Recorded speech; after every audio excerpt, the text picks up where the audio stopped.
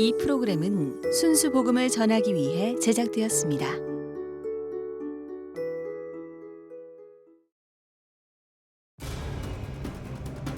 2015년 현재 국내 거주 탈북민 2만 7천여 명. 이들 중 기독교인은 40% 이상으로 국내 기독교 복음화율의 2배에 달한다. 높은 탈북 기독교인 비율만큼 탈북민 선교는 제대로 이루어지고 있는가? 통일 시대를 준비하며 탈북민 선교는 어떤 과제를 안고 있는가? 장원기 목사, 신예찬 목사, 임창호 교수, 김성택 교수, 이들이 출연해 평화 통일을 위한 탈북민 선교의 과제를 논한다.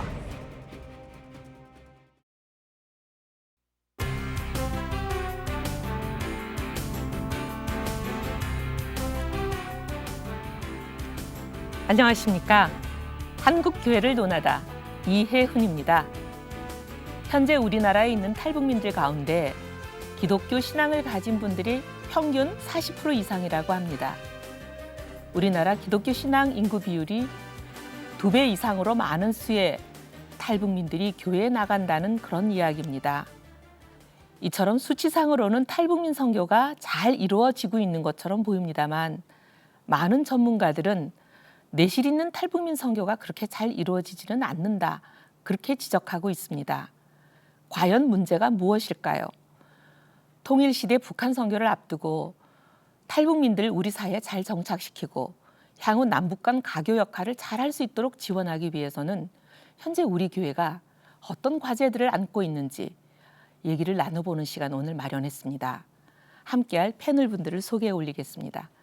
예장에 백석총회 증경총회장이신 장원기 목사님 오늘 모셨습니다. 감사합니다. 안녕하세요. 나와주셔서. 그리고 한장총회 전문인 선교훈련원 원장님이시지요. 신예찬 목사님이십니다. 감사합니다. 안녕하세요. 나와주셔서. 예. 그리고 고신대 기독교 선교교육연구소 원장님이십니다. 임창호 교수님 나와주셔서 감사합니다. 반갑습니다. 감사합니다. 총신대 신학대학원 선교학 교수님이십니다. 김성태 교수님 나와주셔서 감사합니다. 네, 안녕하세요. 감사합니다. 예. 그러면 먼저 탈북민 현황부터 살펴보는 것이 순서가 되지 않을까 합니다. 현재 탈북민 수는 어느 정도 되고 탈북민 선교 현황은 어떤지 그것부터 좀 살펴볼까 합니다. 우리 교수님 어떻게 보시는지요? 네, 현재 한국에 입국한 탈북민 수가요. 2015년 3월 현재로 27,810명으로 통일부가 집계하고 있고요. 이들 가운데 약 40% 정도가 기독교인이다, 이렇게 이제 데이터가 나왔는데요. 그렇게 40%가 되는 기준은 이제 그 갤럽 조사, 유코리아 신문사, 또 북한인권정보센터 등등 여러 단체들이 통계낸 것을 보면은 40% 정도 가까이 된다, 이렇게 볼 수가 있고요. 그 외에 북한 기독교 총연합회라고 이제 탈북민들이 구성한 이제 탈북민 교회연합회 한 28개 정도 되고요. 그다음에 탈북민들 사역자들 모임이 한 120명 정도. 그다음에 탈북민들을 선교하는 선교단체가 4단체 정도 활동하고 있습니다. 사역자들은 전체적으로 목사님, 전도사님 합해가지고 한 120명 되는 걸로 알고 있고요.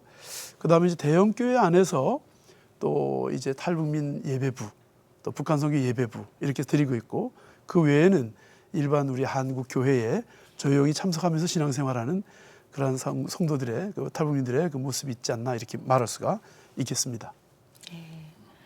목사님 좀 현황에 대해서 좀 더 자세히 말씀 주실 게 없나요? 현재 우리나라에 북한 선교를 하는 단체가 굉장히 많습니다. 그 가운데에서 잘 알려진 선교 단체들도 있지만 잘 알려지지 않은 채에서 그 단지 북한을 위한 기도 모임으로 이렇게 선교회를 구성해 가지고 아주 수많은 단체가 활동을 하고 있습니다. 그런데 문제는 이러한 단체들이 서로 공유하고 있는 정보가 없다는 거예요. 그래서 저는 오늘 이 자리에 임하면서 이렇게 북한 선교를 하는 많은 단체들이 서로 정보를 공유하면서 통일 한국을 준비해야 되지 않을까, 이렇게 생각하고 있습니다. 네. 일단 그렇다면 이제 본격적인 말씀들을 좀 나누기 전에 탈북민 선교가 이제 왜 중요하며 어떤 의미가 있는지 그런 말씀들을 먼저 좀 해보는 게 어떨까 그런 생각이 듭니다. 장원기 목사님께서 먼저 좀 말씀을 해주시겠습니까? 탈북민 선교가 왜 예. 중요한지. 예. 북한 사회를 가장 잘 아는 분들이 네. 그분들 아니겠습니까? 그러니까 자연히 그들과 모든 게 통하고 또 그러기 때문에 그들을 이용해서 북한을 복음화시키고 또 통일의 지름길을 간다고 하는 것은 아주 자연스러운 얘기라고 생각이 됩니다. 우리는 아무리 뭐 잘한다고 해도 북한에 대해서는 속속들이 알 수 없는데 그분들은 뭐 속속들이 다 잘 알고 또 어떻게 해야 그분들을 이제 그 주체 사상에서 벗어나게 할 것인가라고 하는 것도 많이 고민했을 것이고 그래서 이 탈북민들을 우리가 통일에 이용하는 이것은 아주 참 대세다 뭐 그렇게 할 수 있겠습니다. 북한의 사정을 파악하고 짚어내는데도 훨씬 더 그렇죠. 도움이 되기도 하고 또 우리가 이제 북한에 선교를 할 때도 탈북민들이 하실 때 훨씬 더 효과적이기도 하고 그렇죠. 양방향으로 다 예, 예. 훨씬 더 효율적이다 그런 말씀이신 그렇죠. 거죠. 예. 교회 안에 이제 탈북민들의 현주소 이것을 짚어보는 것도 또 중요하겠지요. 우선 탈북민들은 보통 어떻게 교회에 오시게 되고 또 교회에 오시면은 어떻게 이제 선교와 지원을 받게 되는지 이런 부분에 대해서 또 짚어봐야 될 것 같습니다. 우리 교수님 좀 말씀을 부탁드려도 될까요? 예, 네. 예. 탈북민들이 본격적으로 우리 한국 사회에 정착하게 된 게 네. 90년대 중반부에 이제 북한에서 기근이 오게 되고 홍수가 오게 되고 우리가 아는 대로 95년서부터 99년까지 거의 300만 정도가 굶어 죽는 참 상상할 수 없는 그런 비극이 일어났는데 그때 중국과 연이은 국경지대가 거의 무너지다시피 하면서 하루에도 몇천 명씩 북한 주민들이 중국으로 나왔죠.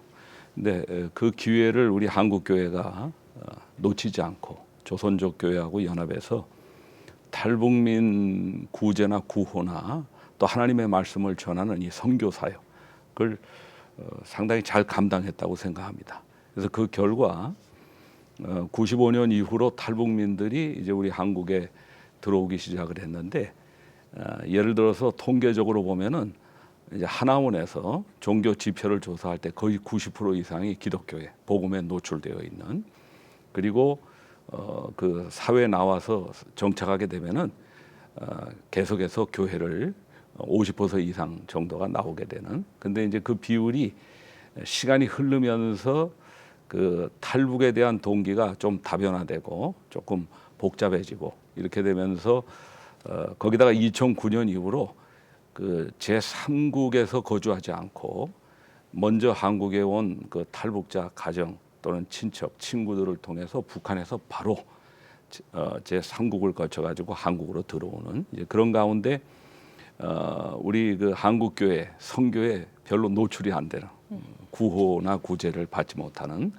그런 가운데서 하나원에 들어와서 기독교인들의 통계를 우리가 내다보면은 그래도 보이지 않게 한국교회에 어떤 선교적인 영향력이 있어서 거의 비율이 50% 정도 되는데 문제는 지금 그 연령을 한번 통계를 제가 봤어요. 그랬더니 30대가 제일 많고 그다음에 20대, 40대 그렇게 되더라고요.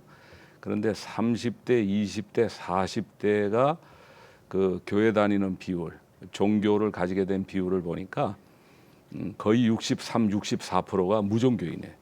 그리고 60대 이상이 기독교인 한 63% 정도고 그래서 우리가 과거처럼 그 탈북민들을 우리가 찾아가서 이제 그분들을 선교하고 또 교회로 영입하는 그 단계에서 보다 창의적이고 적극적인 그리고 또 타겟을 좀 바르게 정해서 이제 그분들에게 복음을 전할 수 있는 그런 새로운 어떤 방안을 우리가 강구해야 되는 지금 그런 시점이 아닌가 생각합니다.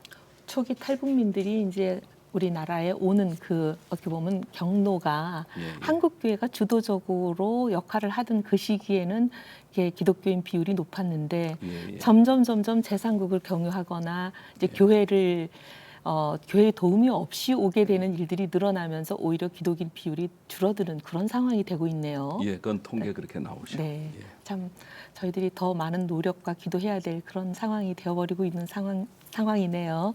예, 이런 과정에서 이제 탈북민들이 이제 교회에 오거나 또 교회 안에서 생활하게 되면서 많은 어려움들이 있을 것 같습니다. 워낙 또 우리와 문화도 다르고 떨어져서 분단의 생활을 한 시기가 오래되다 보니까 우리 임창호 교수님 보시기에는 어떤 어려움들이 많이 있는 것 같으세요? 네, 저 같은 경우는 이제 교수하면서 네, 이제 자원봉사로 네. 탈북민들 상담도 하고 도와주고 네, 그러다가 교회가 됐어요. 네, 지금 교회가 돼가지고 8년째 네, 한 80명 정도 매주 모이는데 네, 그들이 제일 힘들어하는 것이 이제 들어보니까 처음에는 중국에서 이렇게 우리 김 박사님 말씀하신 것처럼 전도를 받고 한국에 와서 근데 중국에 계시는 선교사님들이나 목사님들 네, 이런 분들이 아주 헌신적이거든요. 네, 그리고 그들과 뭐 밤새고 울고 네, 또 예수 믿어야 된다. 네, 그리고 뭐 이렇게 참 신앙으로 참 다져서 이제 한국으로 올 때는 야, 이 한국에 가면은 이런 분들이 많이 있으니까 희망이 있겠다 네. 해가지고 와서 하나원을 나와서 한국 교회 가면은 네. 없는 거예요. 그러니까 중국에서 열심히 돕는 그런 분들, 훈련된 분들이 한국 교회도 있을 줄 알았는데 네. 그러니까 점점 교회 오면서 네. 벽이 이제 막 생기기 시작하고 특별히 어떤 게 문제냐면은 우리 한국교회 목사님들은 한국에 사는 네. 한국 성도들을 중심으로 한 설교를 하십니다. 그렇죠. 문화나 모든 생활이나 네. 신앙의 네. 정도나 네. 그러니까 어떻게 보면 수준이 높죠.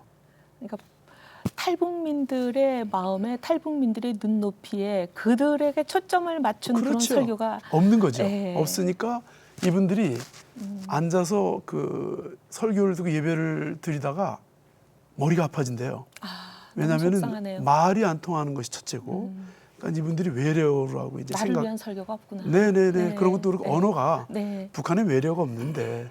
뭐 우린 영어도 버가, 많이 뭐 써죠. 에베소, 베드로, 뭐 예루살렘 이 사람들 다 외래어거든요. 그러네요. 그러니까 네.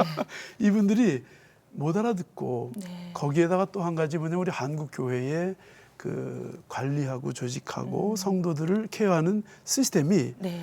북한 시스템하고 너무 똑같은 거예요. 오호 이게 동자 이런 거. 그렇죠, 그렇죠. 네. 그러니까 뭐 주말마다 우리 생활청활 다락방하고 순모임 맞습니다. 하는 게. 거기다가 네. 또 뭐 새신자 교육 받아야 되지, 네. 여전대 참 들어가야 되지, 또 그다음에 성경 공부해야 되지, 구역 모임 해야 되지, 안 나오면 전부 전화지 하니까 와우. 이 북한에서 우리를 구속하는 거하고 나는 교회가 겨우 도망쳐 왔는데 맞습니다. 또 여기 왔나? 여기서 또 네. 구속당한다 해가지고 네. 또 숨어버리는 경우도 있고 또 이제 또 그 문제는 보니까 자녀 교육이 굉장히 커요. 우리 네. 김 박사님이 60대 이상이 많다 네. 그랬는데 3, 40대가 네. 교회 적응할 수 없는 이유 중에 하나가 아이들이 어린 아이들이 있고 또 중고등부 청소년을 가지고 있는 그 부모들이 네. 이 아이들 때문에 스트러글이 대단한 거예요. 네. 그러니까 집에 들어가면 북한이고 밖에 나오면 한국이에요. 우리 청소년 아이들이 볼 때는 그러네요. 그러니까 부모는 북한식으로 교육시키기를 원하고 문화 북한의 차이가- 문화를 유지하기를 원하고 네. 근데 아이들은 한국에서 완전히 자유민주주의 교육을 받으면서 네. 학교에서도 왕따 당하고 아이들도 이해 못하고 선생님들도 충분하지 않은데 네. 집에 들어오면 부모님은 한국 교육을 못 받았으니까 근데 아이들이 이제 불만이 막 이런 문제가 많아서 그래서 이들이 뭐가 제일 필요하냐 물어보니까 네. 아이들 교육 좀 시켜주세요. 아이들 교육 좀 시켜주세요. 네, 그다음에 두 번째는 한국에 가서 먹고 살 수 있는 뭐 일거리 좀 만들어 주세요. 네. 왜냐하면 이제 뭐 사장님이나 장로님이나 네. 어떤 교회가 우리가 탈북민 교육시키고 이제 취직시켜주겠다 하고 가잖아요. 네. 그럼 사장님하고 일하는 게 아니잖아요. 네. 거기 회사 직원들하고 일하잖아요. 네. 직원들은 북한에서 관심이 없는 거예요. 그러니까 일하다가 일주일, 2주일 있다가 문제 생기고 상처받고 또 튀어나오고 그래서 이들이 취직시키는 것이 문제가 아니고 이들이 정착이 될 때까지 케어하고 함께 해주는 그리고 참아주고 그들을 이렇게 세워주는 과정이 또 이런 것들이 교회나 가정이나 또 직장에서 뒷받침돼야 되지 않나 이런 생각이 들어요.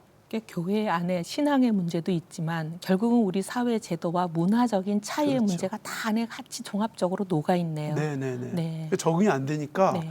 이분들이 교회 가고 싶어도 모처럼 토요일까지 일하다가 주일 되면 빨래해야 되지, 아이들 문제 다뤄야 되지, 남편 뭐 가족 문제 이런 거 하니까 일주일에 한 번 쉬는 날인데 이제 거기 막 얽매이다가 보니까 교회를 안 간다 이렇게 하는 거고, 거기다 이제 뭐 이단 교회나 이런 데서는 돈을 자꾸 주고 유혹하니까 뭐 신천지나 이런 데서 맞습니다. 보면은 뭐 돈으로 자꾸 이제 맞아요.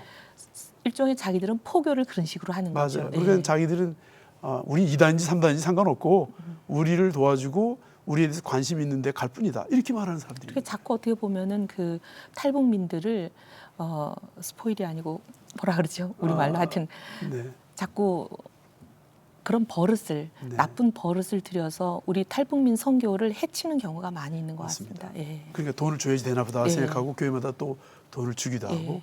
이제 그 아주 나쁜 경우에는 그렇게 해서 이제 탈북민 중에서 거기에 나쁜 이제 버릇이 든 분들은 맞아요. 자꾸 이 교회 저 교회에다가 저기서는 얼마 주는데 네. 여기는 이 교회는 얼마 주냐 이러시는 아주 극단적인 경우도 맞아요. 생기고 네. 그리고 사실 어떻게 보면 그게 그분들 잘못 이전에 맞습니다. 예, 우리 쪽에서 잘못을 시작한 거죠. 맞아요. 이단들이. 맞아요. 예. 맞아요.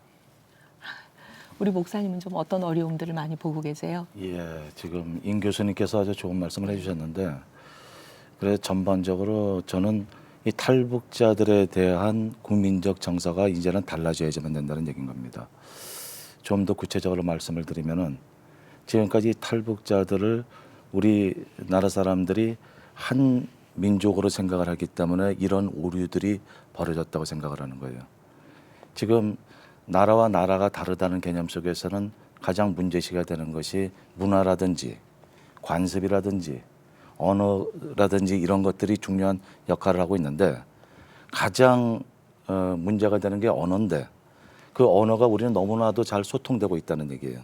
그러다 보니까 이들을 우리가 도와줘야지만 된다는 그런 생각에서만 움직이지, 그들의 아픔, 그들의 문화, 그들의 관습, 사상 이런 것을 염두에 두지 않고 있다는 게 저는 가장 문제라고 생각을 합니다. 이제는 우리가 우리 국민들 모두가 이분들에 대해서 좀 더 따뜻한 배려, 사랑 이런 것을 함께 가지고 나가야 될 때라고 생각을 합니다. 또 북한에 대한 소개가 지금 매일 뭐 남북의 창이라든지 여러 가지 프로에서 또 TV 방송국에서 계속 방영되고 있습니다. 그럼에도 불구하고 북한에 대한 이해도가 너무 낮습니다. 그러면 어떻게 이렇게 그 정부에서 신경을 쓰고 그 날마다 이렇게 북한 소식을 전해주는데도 불구하고 우리 국민들의 그 반응이 좀 반응도가 낮은가? 이것은 통일에 대한 북한에 대한 생각을 너무 막연하게 하고 있다는 반증이라고 할 수가 있습니다.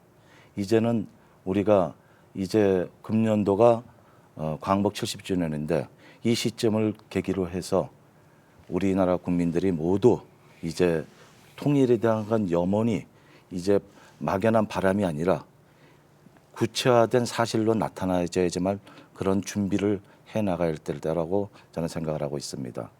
그리고 교회의 무분별한 그 도움을 의지하는 탈북민들을 우리가 양상하지 않고 정말로 신앙인으로서 하나님께 영광 돌릴 수 있는 그런 사람들을, 정말 남한에 왔더니 내가 이렇게 잘된 것은 기독교 신앙을 가졌기 때문에 그렇다는 것을 증거할 수 있는 이러한 기계를 우리 기독교인들이 모두 함께 노력해야지만 될 거라고 저는 생각을 하고 있습니다.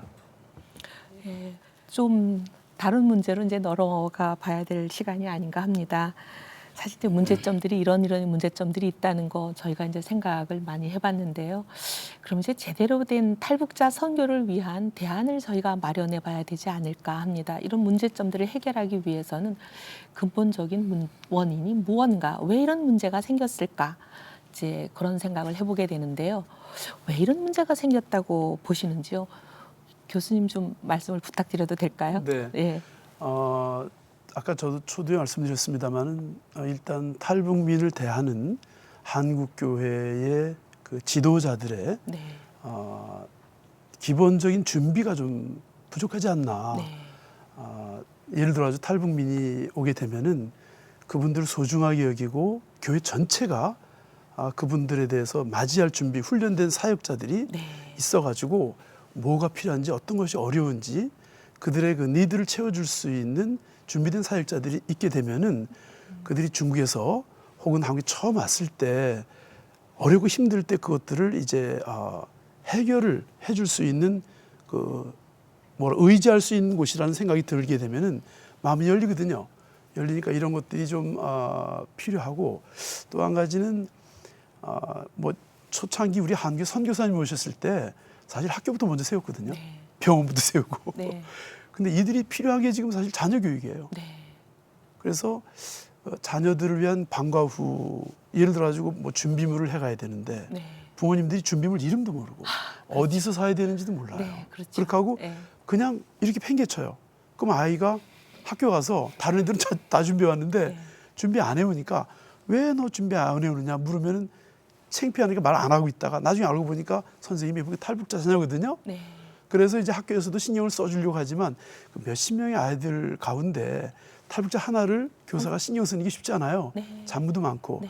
그리고 이제 도우미도 있다고 하는데 도우미들이 자기들이 시간 있을 때 와서 하는데 바쁘면 안 와요 또. 네. 이러니까 아이들이 사실 방치해요. 그래서 이제 저희 같은 경우에는 방과 후 학교를 시작했어요. 네. 부산에서 왔는데 네. 부산에 있는 모든 교회 부탁을 했어요. 네. 청년 대학부들한테. 네. 그래서 이제 월, 화, 수, 목, 금 네. 오후 3시부터 6시까지 1시간이라도 괜찮으니까 시간 내줄 수 있는 사람을 다 사인업 받았어요. 아, 너무 좋은 일. 예, 그래가지고 아이디어네요. 예, 그랬더니 이제 아이들은 학교 끝나면 무조건 교회로 와라. 교육관에 오면은 그날 배운 거, 숙제 또 뭐 뭐 생활 통지서 같은 거, 준비물 같은 거 하면 다 봐주고 함께 또 물건도 사기도 하고 그날 어려운 게 뭐였었냐 해주고 저녁까지 있으면서 개인 기도도 해주고 노래도 가르쳐주고 저녁까지 먹이고 집에 보냈어요. 그랬더니 사학구에 저희들이 있는데 부산에 구청에서 그 소식을 듣고 지역 아동센터로 승격시켜줬어요. 그래가지고 이제 뭐 올해 12월부터는 뭐 이제 구청이 도와주겠다. 그래서 유일한 탈북민 아동센터가 됐는데 청소년 아이들도 마찬가지예요. 그래서 이제 제가 볼 땐 교회가 한국 교회가 능력이 있다고 봐지거든요. 그래서 한국 학교 가면은 청소년은 한국 아이들 자체도 힘든 나이예요. 그렇죠. 부모가 다루기 힘든 나이입니다. 네. 근데 이 아이들이 북한에서 와서 중국에서 헤매다가 이중 삼중의 어려움을 한국에 겪는 와가지고 사람들이죠. 또 그러니까 부모님들은 또 이해도 못하고 대처할 수 길이 없잖아요. 그래서 이 아이들을 위해서 이제 고민하다가 기도하던 가운데 어느 분이 건물을 줘가지고 대안학교를 만들었어요. 네. 이제 한국 학교에서 못 견디니까 탈북민 청소년 학교로 가요. 근데 이 아이들이 전부 서울 경기 지역에만 있으니까 지방에 있는 애들은 갈 데가 없는 거예요. 몇 년 만에 데려왔는데 또 보내야 되니까 이런 어려움도 있고 그래서 이제 아이들을 기숙하면서 이제 뭐 밥 먹는 것부터 시작해가지고 밥 먹을 때 얘들이 1분도 안 돼서 밥 다 먹어요. 왜냐면 먹을 게 있으면 빨리 먹어야지 안 뺏기니까. 아, 네. 그래가지고 밥을 뭐 먹는 게 아니라 막 넣어요. 그래서 안 되겠다 싶어가지고 이제 4명이 앉을 때까지는 밥 먹지 마라, 기다려라. 기도하고. 기도하고 네. 그다음에 4명이 다 밥 다 먹을 때까지는 일어서지 마라. 네. 더 먹을 사람은 일어나서 왔다 갔다 하는 건 괜찮은데 다 끝나고 나면 이제 잘 먹었습니다 하고 똑같이 그랬더니 15분이 되더라고요. 네. 근데 이렇게 해서 생활교육이나 신앙교육을 하니까 훨씬 적응이 빨라지는 것 같아요. 목사님 이런 여러 가지 원인들에 대해서 어떻게 보고 계세요? 이 문제를 갖고 오는 원인들에 대해서. 원인은 네. 물론 전문적으로 체계 있게 탈북민을 대하고 선교하는 기관도 없잖아 있습니다. 있는데 문제는 이제 개교회에서 마음은 앞섰는데 네. 문제는 그들이 진짜 뭐가 필요한지, 응? 그들에게 무엇을 해줘야 그들이 그 삶이 정말 이 땅에서 적응이 될런지 이런 것에 대한 준비가 전혀 안 돼 있다고 생각해요. 우리 교회 측에서. 그렇습니다. 네. 그렇게 하고 문제는 그래서 그 대안으로 생각해 본다면 아까도 교수님들하고 얘기하면서 같이 공감도 이루고 했는데 문제는 교회에서 그들을 다룰 수 있는 전문적으로 다룰 수 있는 그 사람을 키워야 된다고 생각해요. 담임 목사가 뭐 다 할 수는 없지 않습니까? 그렇죠. 예. 그러니까 마치 교회에 여러 가지 파트가 있는 것처럼 네. 그래서 파트에 맞는 교역자가 있는 것처럼 제가 볼 때는 앞으로 탈북민이 더 많아질 텐데 아, 그렇다면 그렇죠. 이 전문적으로 좀 가르쳐서 그들로 하여금 이것을 담당할 수 있게 하는 것이 시급하다 생각하고, 또 아까도 말씀하고 나눴지만은 이 학교에서도 이 부분에 대한 어떤 학과를 개설해 가지고 인재를 길러내서. 신학대학에 통일에 대해서 없습니다. 가르치고 탈북민에 대한 가르침이 전혀 없습니다. 네. 네, 없으니까. 빨리 만들어야 되겠네요. 네. 네. 그래서 그런 부분들을 이제 해서 빨리 만들어야 되고, 그렇게 해서 개교회에도 어떤 전문적인 어떤 지식과 이걸 가지고 이분들을 대하고 또 교육해주고, 심지어는 뭐 직장 문제라든지 자녀들 양육하는 문제까지 다 케어할 수 있도록 그렇게 해줘야 되지 신학대학 안에 통일을 않겠느냐. 대비하는 탈북민을 선교하는 문제부터 예. 종합적인 프로그램을 예. 가르치는 준비부터 저희가 시작해야 되겠습니다. 예, 그렇습니다. 우리 김성태 교수님 좀 말씀 좀 부탁드립니다. 탈북민 사역을 제일 먼저 한 교회가 아마 여의도 순복음교회가 99년도에 자유시민학교 뭐 이런 식으로 해서 했고요. 대형 교회로서. 그다음에 이제 영락교회는 뭐 북한에서부터 내려온 교회로 탈북민에 대해서 지금도 관심이 많고 또 거기도 시작을 했고, 그다음에 이제 남서울 은혜교회, 뭐 사랑의 교회, 또 부산의 수영로 교회 몇백 명씩 모이는데 지금까지 보면은 그 북한 사역이 타문화권 사역이에요. 왜냐하면 그쪽에서 북한의 세계관, 역설적이지만 우리 자유민주주의의 세계관이 뭐 하늘과 땅처럼 너무너무 다른 거기는 일종의 유사 사이비적인 종교 이데올로기로 학자들이 그렇게 이야기를 하고 있으니까, 그래서 그쪽에 또 집단주의 생활에 젖어 있는 이런 분들하고 우리가 서로 만나서 갑자기 융화되는 건 쉽지 않은데, 따라서 탈북민들을 우리가 교회로 이제 안배했을 때 우리 중국에서 선교 사역을 잘해가지고 탈북인들을 어느 정도 교인으로 만들어서 한국 교회로 보내는데, 한국 교회가 탈북민들에 대해서 좀 아까 우리 총 회장님 지적한 대로 좀 준비가 안 돼가지고 좀 전문적인 사역자들을 우리가 준비해야 되는데, 그래서 그런 부분에서 우리 실패를 통해서 배운 거죠. 그래서 앞으로 탈북민 사역을 하는 중대형 교회가 뭐 통일 선교위원회라든지 또는 북한 선교부 이런 이름을 붙여서 독립 회중을 좀 만들었으면 좋겠어요. 그리고 거기에 전문 사역자, 훈련된 사역자들을 붙여가지고, 근데 거기에는 또 북한 교인들만 모이면 안 되고, 왜냐하면 신앙생활을 어떻게 하고 교회를 어떻게 선교해야 되는지 롤 모델이 필요한데, 거기에 남한의 정말 북한 선교의 사명을 가지고 북한을 위해서 뜨겁게 기도하는 성숙한 우리 남한 교인들이 지금 비율로 보니까 한 6대4, 그러니까 북한 사람이 6이면은 남한 성도가 한 4, 아니면 7대3 이렇게 섞는 게 가장 이상적인 거로 지금 판명이 되고 있어요.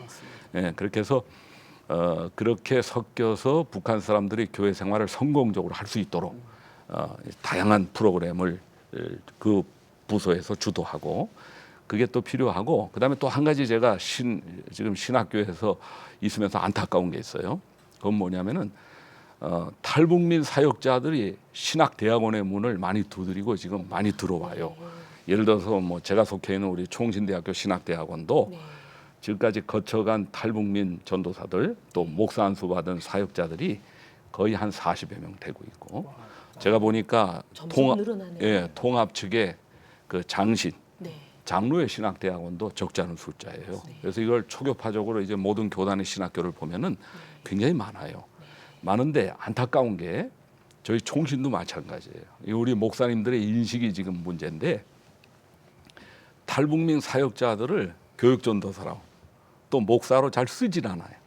왜 그런가요? 왜냐하면은 본인들이 목회를 할 때 우리 한국교회 목회야 우리 남한 사람들을 대상으로 한 목회니까 북한 선교에 대한 어떤 특별한 소명 의식이 없으면은 전도사님을 영입할 때 당장에 교회에서 필요로 하고 사용할 수 있는, 그런데 이 북한 출신의 교육자를 쓰게 되면은 아무래도 문화적인 차이도 있고 또 한국 교회에 대해서 신학교에서 공부를 했어도 잘 모른다고 그렇게 생각을 하는 거예요. 그것도 교육시킬 일이 많이 있고, 그러니까 이런 부분에서 본인들이 좀 골치 아프게 생각하고 굉장히 실용적이에요.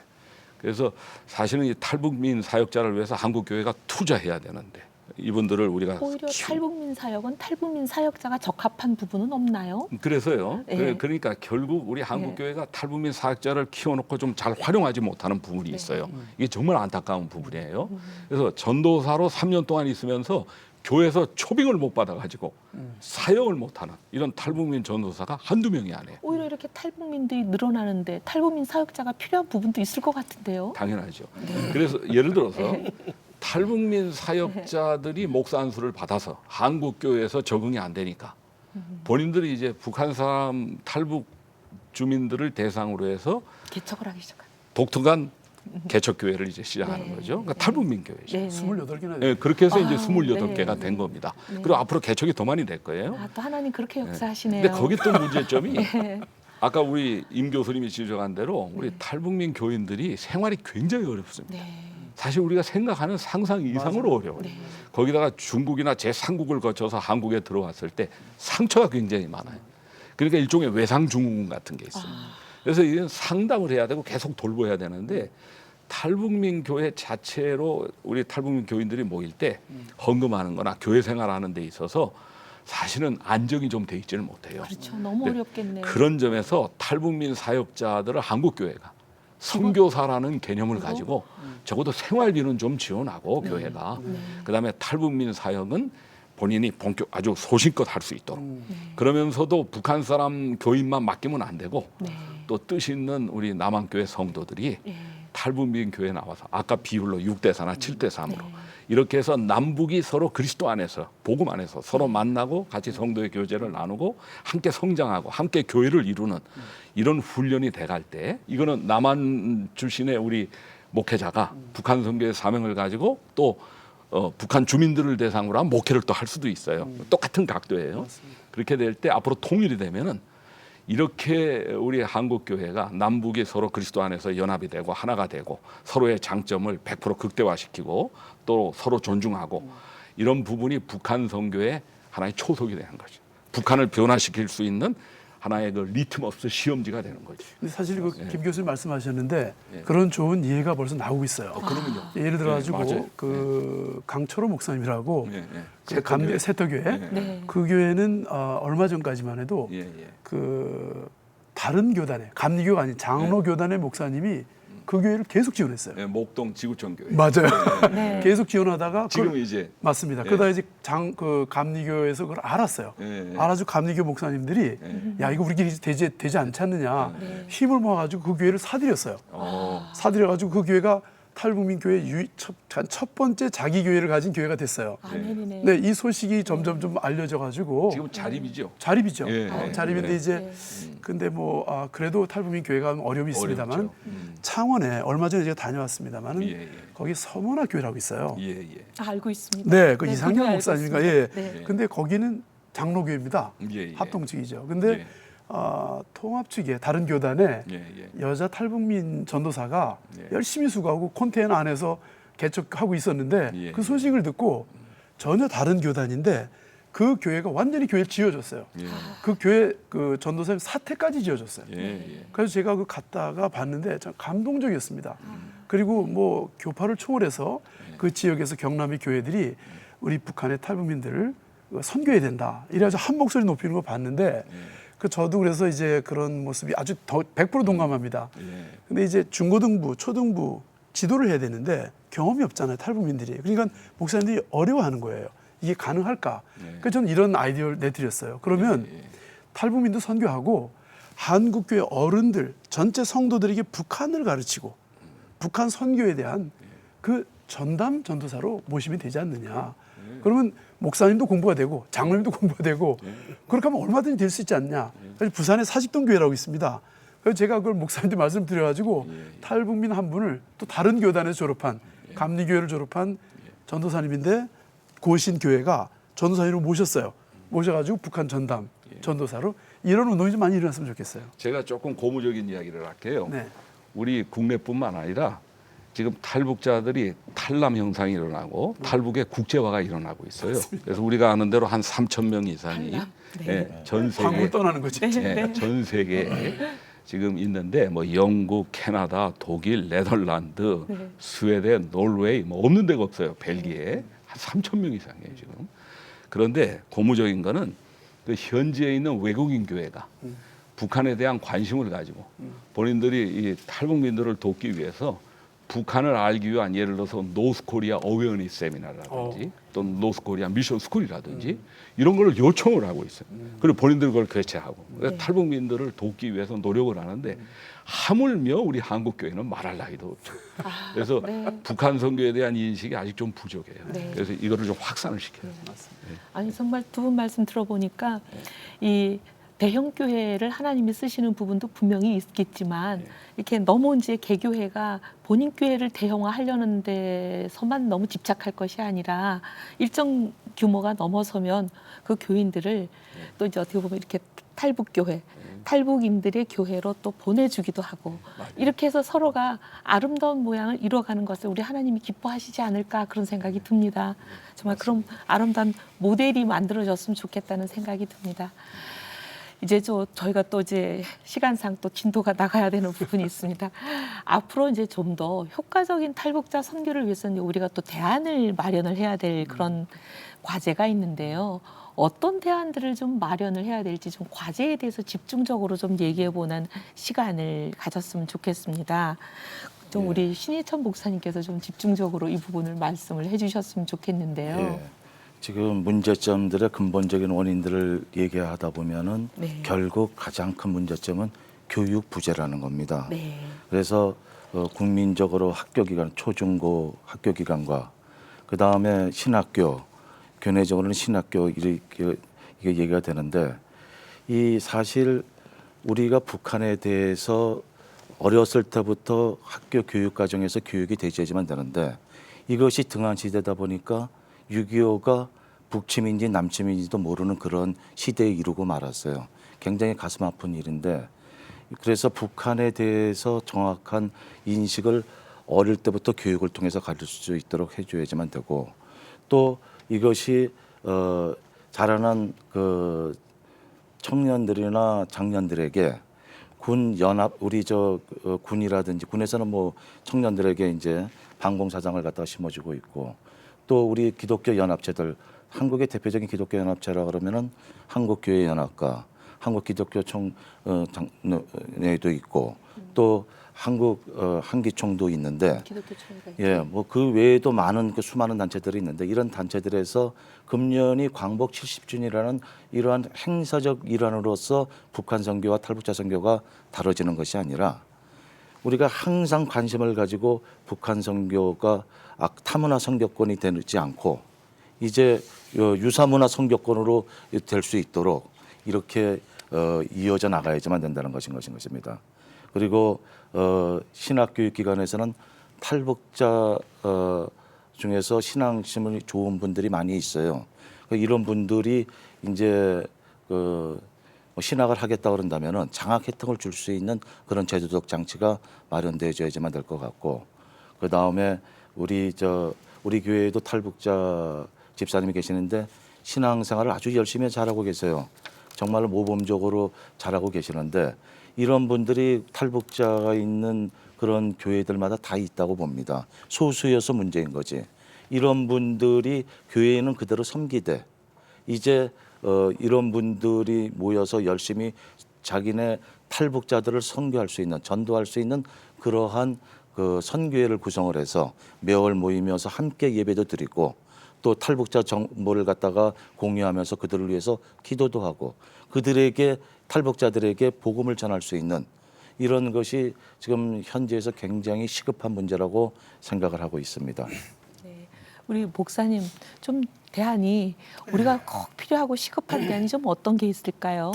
지금 각 교단들이 이 통일에 관한 어떤 위원회가 조직되어져 있는 데가 있고 되어져 있지 않는 데가 있는데 문제는 조직이 되어져 있는 곳조차도 활발하게 이 일에 대한 어떤 연구나 그런 걸 전문적인 지식을 갖고 또 해안을 가진 사람이 책임을 지고 이끌어 나가는 교단이 전무하다고 봐야 돼요.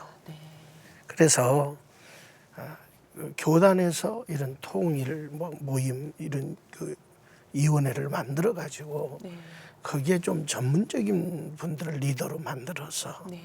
또 이 북한 선교에 관심을 가진 분들을 이런 분들을 좀 규합해 가지고 전체적으로 교단 차원에서 하고 또 노예라는 게 있거든요.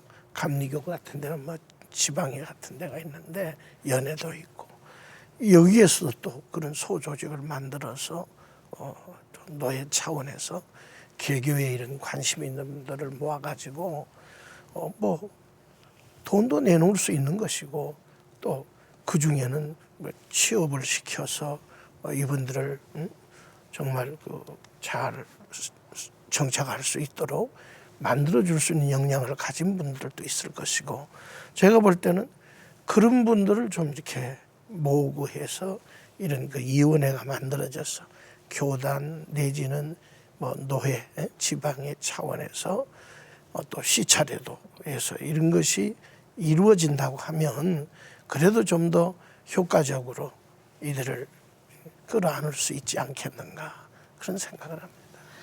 두 분께 말씀드릴 기회를 충분히 좀 드려야 되는데 시간이 지금 저희 2분 정도 남았습니다. 두 분 각 1분씩만 부탁드리는 결례를 용서해 주시고 두 분 그렇게 부탁드리겠습니다. 예, 제 생각에는요. 저부터 말씀드리면 네. 주일학교 중고등부 네. 청년대학부가 네. 통일 준비 교육을 아예 교과 편성으로 공과 공부로 네. 편성을 하는 것이 각 교단마다 네. 필요하다 이런 생각이 네. 들고요.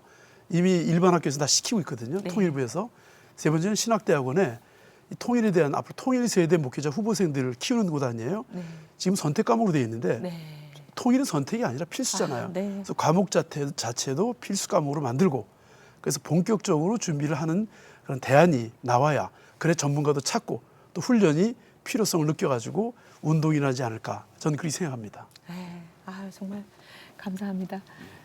한국 교회가 북한 선교를 멀리 있다고 생각하지 말고 하나님이 섭리적으로 우리 가까이 북한 주민을 2만 8천 명을 보내주셨는데 이분들을 우리가 효과적으로 잘 복음으로 섬기고 또 이분들을 그 그리스도 안에서 하나님의 사람으로 성장을 시키면은 앞으로 이분들하고 연관된 가족들, 친척들, 친구들이 북한에 200만에서 거의 500만 그리고 또 보이지 않게 유기적으로 연계도 있고 그래서 북한 사회를 우리가 복음적인 가치관으로 변화시키는데 탈북자들이 앞으로 우리 한국교회 북한 선교 또는 통일 선교의 아주 중추적인 그런 자원인데 우리 한국교회가 이 자원을 어떻게든지 잘 활용하고 개발을 해야 되겠다. 만약 이걸 우리가 하지 못하면 하나님 앞에서 책망받는다. 저는 그렇게 생각합니다. 네. 참 정말 저희가 책무 더 깊은 책무를 느껴야 될 것 같습니다. 하나님께서 우리가 천국 갔을 때 이 탈북자 선교에 얼마나 많은 일을 했고 얼마나 더 정말 절실한 마음으로 그리스도의 심장을 가지고 했는지 물으실까 그게 제일 정말 걱정됩니다.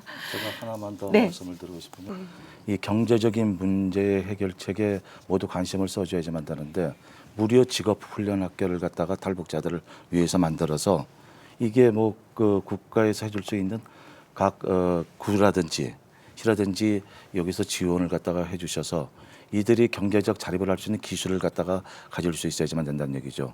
또 지금 지방자치단체들 그 안에서 예를 들어서 북한 음식점을 갖다가 할 수 있게 해주고 장려해주고 그래서 북한 음식에 대해서도 우리가 맛을 볼 수 있는 이러한 참여 이런 것들을 통해서 우리가 탈북자를 위한 일을 할 수 있게 되지 않을까 생각합니다.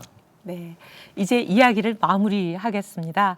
해방 70년, 분단 70년, 너무나 오랜 하나의 민족이 남과 북에서 서로 다른 삶을 살아왔습니다. 당연히 서로를 이해하는 데 어려움이 클 수밖에 없습니다. 그러나 이 모든 이념적, 정치적인 장벽을 뛰어넘을 수 있는 것은 하나님의 가르치심, 우리 기독인이 따르는 화해와 일치, 평화와 사랑의 마음에 있을 것입니다.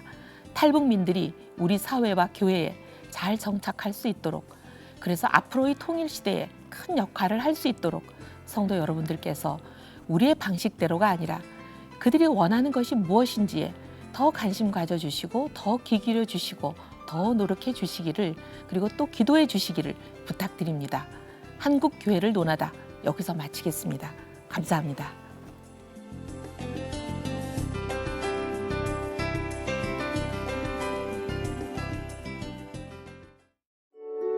이 방송을 보시고 영상 선교에 참여하실 분은 ARS 060-800-1111번을 눌러주세요.